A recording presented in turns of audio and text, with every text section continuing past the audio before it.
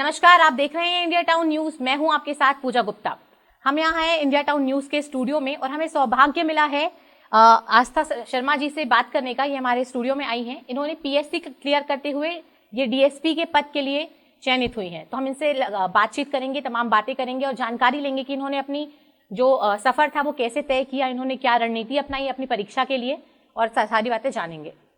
तो आपका बहुत बहुत पहली बात तो स्वागत है और आपको बहुत बहुत शुभकामनाएं। आपने जो पद हासिल किया है, आपने जो सफलता पाई है उसके लिए। सबसे पहले मैं आपसे जानना चाहूंगी कि आपकी जो स्कूली शिक्षा थी, आपकी शिक्षा कहाँ से हुई है? मैं सरस्वती विद्या मंदिर की विद्यार्थी रही हूँ। मेरी 12वीं तक की जो पूरी पढ़ाई है वो सरस्वती विद्या मंदिर राजनांदगांव से पूरी हुई। फिर मैंने अपनी इंजीनियरिंग की पढ़ाई इलेक्ट्रॉनिक्स एंड टेलीकम्युनिकेशन ब्रांच में यहीं Chhattisgarh institute of technology CIT Rajnandgaon से पूरी की। और उसके बाद फिर मैंने प्राइवेट जॉब किया था युगांतर पब्लिक स्कूल में, और वहीं रहते रहते फिर मैंने MTech की अपनी पढ़ाई पूरी की थी शंकरा इंस्टीट्यूट से।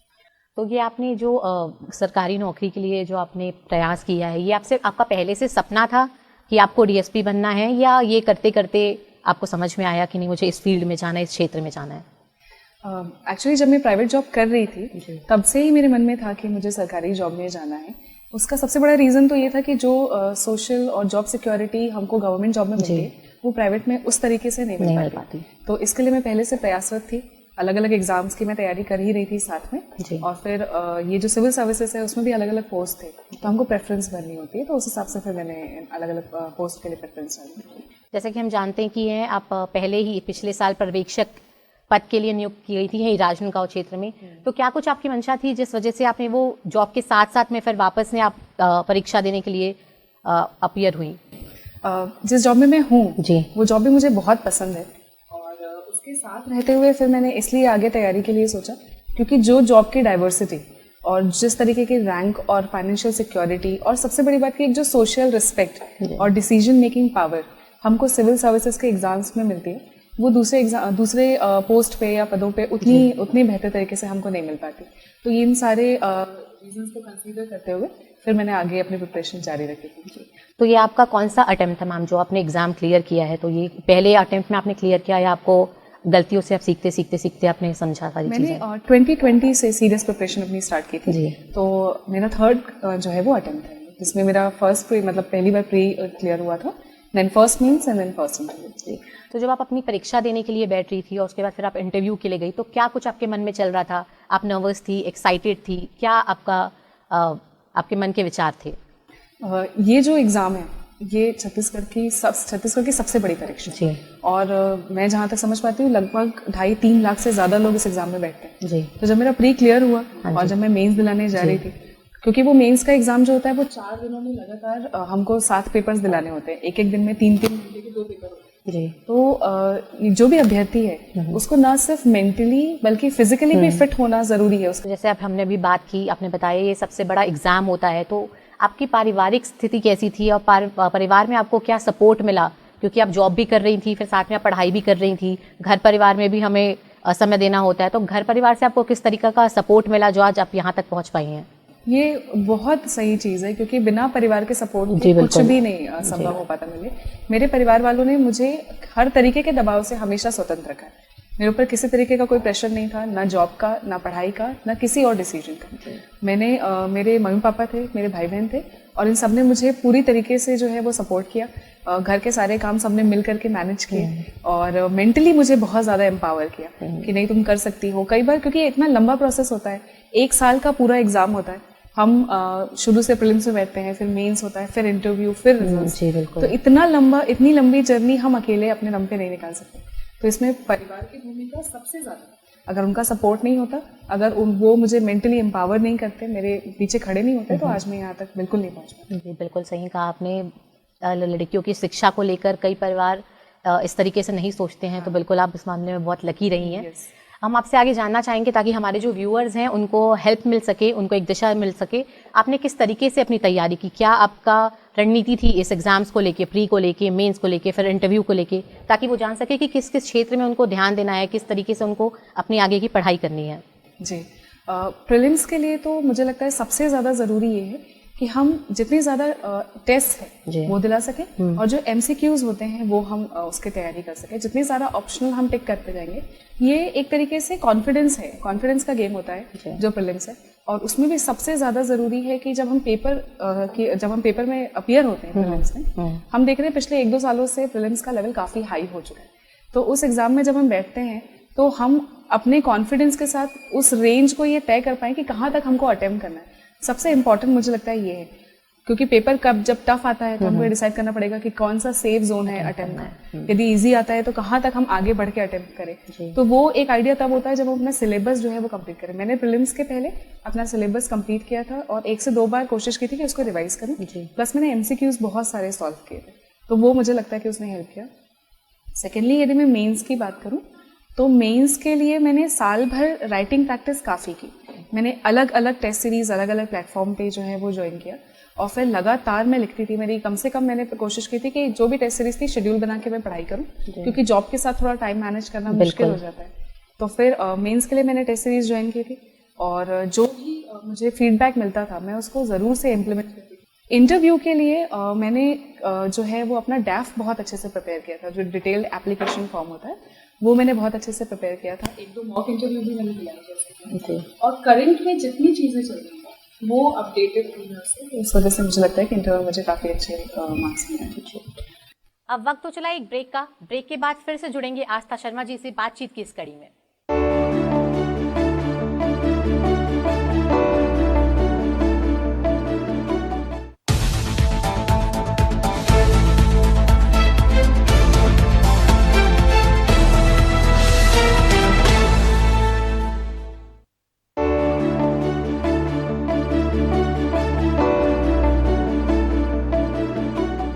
ब्रेक के बाद आपका स्वागत है। हम बात कर रहे थे आस्था शर्मा जी से, जिन्होंने PSC परीक्षा में DSP पद के लिए जो चयनित हुई हैं। तो मैम, हम बात कर रहे थे आपके टाइम टेबल के बारे में, जो आप जॉब के साथ में परीक्षा के लिए पढ़ रही थी। तो आपने अपना टाइम टेबल, अपना शेड्यूल किस तरीके से रखा था? कितने घंटे आप पढ़ाई करती थी और फिर आप जॉब के लिए जाती थी, घर में समय देती थी? तो क्या आपका टाइम टेबल था? मैंने पहले तो ये पहचाना कि मेरे प्रोडक्टिव आवर्स कौन से होते हैं। क्या मैं रात में पहले अच्छे से पढ़ सकती हूँ या दिन में? तो उस हिसाब से फिर मैंने अपने पूरे शेड्यूल को मैनेज किया। जॉब में लगभग हम लोग 10 साढ़े 10 तक निकलते थे और शाम को ऑन एन एवरेज 4-5 बजे तक वापस आते हैं। तो फिर मैंने सुबह के 1-1.5 घंटे और फिर शाम को 4-5 घंटे निकालते हुए लगभग ऑन एन एवरेज 6 घंटे 6 से 7 घंटे जो है पढ़ाई की। और जब एग्जाम पास आ गए तो फिर आवर्स ऑब्वियसली बढ़ जाते हैं। पर जॉब के साथ मैंने ये कोशिश की हमेशा कि मैं अपने कम से कम 2 घंटे तो पढूं। कंसिस्टेंसी मैंने मेंटेन किया और वीकेंड्स में मैं ज़्यादा समय जो है वो डिवोट करती हूँ अपनी पढ़ाई को। तो जैसे कि आपने बताया, अगर कोई स्टूडेंट है 5-6 घंटा पढ़ रहा है, तो आपको क्या लगता है कि कितने टाइम तक की उनकी प्रिपरेशन उन्हें लगेगी, जिसके कारण फिर वो बाद में तभी एग्जाम को आराम से निकाल सकते हैं? क्योंकि बहुत टफ माना जाता है, लोग 18-18, 16-16 घंटे पढ़ते हैं, सोते नहीं है, खाते नहीं है, सोशल लाइफ से बहुत दूर हो जाते हैं। तो आपका क्या इस पे टेक है? अगर मैं उन लोगों की बात करूँ जो ये बोलते हैं कि वो 18-18, 16-16 घंटे पढ़ते हैं, शायद वो 1 दिन 2 दिन 1 हफ्ता पढ़ सकते हैं जी। लेकिन क्योंकि हमको लंबे समय के लिए इस एग्जाम की तैयारी करनी है, तो मुझे लगता है वो सस्टेनेबिलिटी अचीव करने के लिए हमको एवरेज 6 से 7 घंटे पढ़ाई करनी होती है। और कोई भी हो, चाहे वो स्टूडेंट हो, चाहे वो जॉब में हो या कोई भी दूसरा हो, मुझे लगता है 6-7 घंटे पर्याप्त है जी। मेंशनिंग की वो क्वालिटी की पढ़ाई हो, ऐसा ना हो कि हम बैठे हुए हैं और ध्यान इधर उधर है या मोबाइल चला रहे हैं या कोई दूसरी चीज में डिस्ट्रैक्शन है। यदि हम फोकस तरीके से 6 घंटे 7 घंटे एवरेज यदि निकाल पाते हैं, और सबसे बड़ी चीज यदि कंसिस्टेंसी मेंटेन करते हैं, 1 दिन 12 घंटे पढ़ के 1 हफ्ते नहीं पढ़ने से नुकसान ही नुकसान है, उसका कोई मतलब नहीं। तो मुझे ऐसा लगता है कि यदि हम 6 से 7 घंटे कंसिस्टेंटली यदि पढ़ाई करें और 1 से 1.5 साल यदि हम इस शेड्यूल को मेंटेन कर पाते हैं, तो डेफिनेटली ये एग्जाम कर सकते हैं। बहुत अच्छी बात है। आप बता रहे थे कि आप हिंदी माध्यम से अपने पढ़ाई करिए, तो आपको क्या आपकी पढ़ाई में या आगे एग्जाम्स में कोई दिक्कत आई? क्योंकि इंग्लिश को ऑफिशियल लैंग्वेज माना जाता है, इंग्लिश को लेके काफ़ी फैला हुआ है कि इंग्लिश आनी बहुत ज़रूरी है, तभी आपका जो एग्जाम्स है, आपकी पढ़ाई है, आगे लाइफ में बेहतर आप कर सकते हैं। आपका क्या मानना है इसमें? ये बात सही है, क्योंकि इंग्लिश एक ग्लोबल लैंग्वेज है, तो बिल्कुल वो आनी चाहिए। लेकिन पीएससी के पर्सपेक्टिव में ऐसा थोड़ा डिफरेंट है, इसलिए क्योंकि वो हमको 2-3 चीजों का ऑप्शन देती है। पहली चीज ये कि इसमें हमारे पास 7 पेपर्स होते हैं, तो पीएससी में ये ऑप्शन है कि आप या तो पूरा इंग्लिश मीडियम में अपना आंसर कर सकते हैं, या फिर कोई एक पेपर 2 पेपर अपनी मर्जी से आप पेपर वाइज भी अलग अलग लैंग्वेज ऑप्ट कर सकते हैं। तो वो एक ऑप्शन है। तो जो लोग इंग्लिश मीडियम के हैं, मुझे ऐसा लगता है कि वो इजीली इस चीज को जो है वो अप्लाई कर सकते हैं। मेरे लिए प्रॉब्लम नहीं थी, इसलिए क्योंकि जो मटेरियल है इससे रिलेटेड, जो स्टडी मटेरियल है वो मोस्टली हिंदी मीडियम में अवेलेबल है, और जो बुक्स हैं अच्छी जो है वो राइटर्स की बुक भी हिंदी मीडियम में अच्छा ट्रांसलेशन उसका अवेलेबल है। तो फिर मैंने उसको उपयोग करते हुए इसकी पढ़ाई की। और इंग्लिश आनी चाहिए, ये एड ऑन होता है पर्सनालिटी में, पर इसकी वजह से हम पीछे नहीं रहेंगे एग्जाम्स में। यदि हम चाहें तो इसको आराम से क्लियर कर सकते हैं। जी, तो मैम जो आपका ये एग्ज़ाम था, ये मेंस आपने पहली बार में अभी ये अटेम्प्ट किया है? ये जो आप बता रहे थे कि पहले आपने एग्ज़ाम्स दिए थे, ये आपका सीरियस अटेम्प्ट है, तो ये पहला मेन का अटेम्प्ट था आपका, फिर उसके बाद डायरेक्ट इंटरव्यू था, या मेंस का आप इसके पहले भी दे चुके हैं, फिर अभी ये इंटरव्यू का पहला अटेम्प्ट है? नहीं, ये मेरा पहला मेंस था, और पहली बार में मेंस मेरा क्लियर हुआ, और फिर मेरा ये पहला इंटरव्यू भी था, जो कि फर्स्ट टाइम किया। तो ये आपके लिए बहुत गौरव की बात है, घर वालों के लिए बहुत गौरव की बात है। हमने पढ़ा महापौर हेमा देशमुख जी जो हैं वो आपके घर आई थी, आपको बधाइयाँ दे के गई, तो घर पे किस तरीके का अभी उत्साह है, खुशियाँ मन रही होंगी, तो घर का क्या माहौल है? बहुत अच्छा माहौल है, बहुत पॉजिटिव है, और सब लोग मिलकर जो है वो मतलब हमारे घर पे आ रहे हैं। लगातार बधाइयों का दौर जारी है, और ऐसा लगता है कि ये इतनी सारी खुशियाँ एक साथ मिल रही है, तो अगर इसके लिए ऐसी मेहनत जितने बार करनी पड़े मैं करने के लिए तैयार हूँ। क्योंकि ये सारी चीज़ें मुझे ऐसा लगता है, ये चीज़ें मैं शायद 2 से 3 बार मेंशन कर चुकी होंगी अभी। मुझे कब लगा कि मैं पीएससी निकाल सकती हूँ? जी। जब राजनांदगांव से 1-2 लोग सेलेक्ट होना शुरू हुए। जी। तो जब आज मैं इस पद पे सेलेक्ट हुई हूँ, तो मुझे ऐसा लगता है कि मेरे इनर सर्कल में जितने लोग होंगे वो डेफिनेटली इस चीज से मोटिवेट होंगे, उनको भी कॉन्फिडेंस आएगा कि हम कर सकते हैं। क्योंकि जब हमारे आसपास के लोगों में से कोई सेलेक्ट होता है, तो एक टारगेट ये बिलीवेबल लगने लगता है कि हाँ ये किया जा सकता है।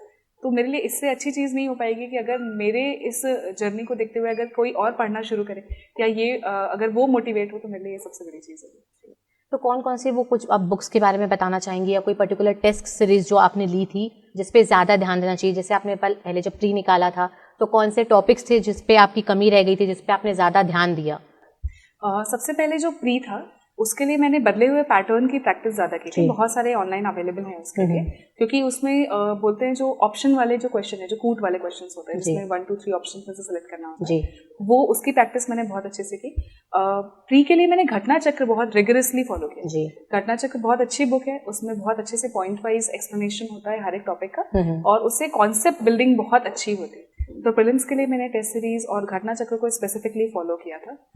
प्रीलिम्स मेरा मुझे ऐसा लगता है इसलिए निकला क्योंकि मेरी मेंस की प्रिपरेशन जब कंप्लीट हुई। इसके पहले मेरा प्रीलिम्स इसलिए नहीं निकल रहा था, मुझे लगता है क्योंकि मैं मेंस मेरा उतना स्ट्रांग नहीं था। जब मेरा मेंस स्ट्रांग हुआ, जब मैंने मेंस लिखना शुरू किया घर पे प्रैक्टिस के लिए, तब अपने आप मेरी प्रीलिम्स की जो है वो कॉन्सेप्ट बिल्डिंग हो गई, और फिर मेरा प्रीलिम्स निकला। एक बार फिर वक्त चला है ब्रेक का। ब्रेक के बाद फिर से जुड़ेंगे आस्था शर्मा जी से इस बातचीत से।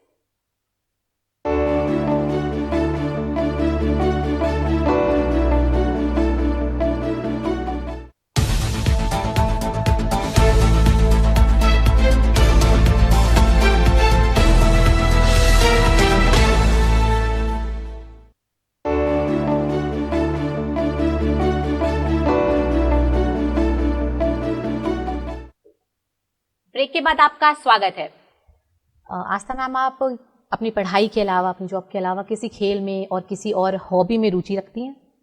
हाँ, एक तो मुझे कहानियां पढ़ने का बहुत शौक है, और दूसरा मैं कुकिंग में इंटरेस्ट रखती हूँ। मुझे कुकिंग करना, मैं जब भी फ्री टाइम होता है मेरे पास, तो मैं घर वालों के लिए, अपने लिए जो भी पसंद आता है वो मैं खाना बनाना पसंद करती हूँ।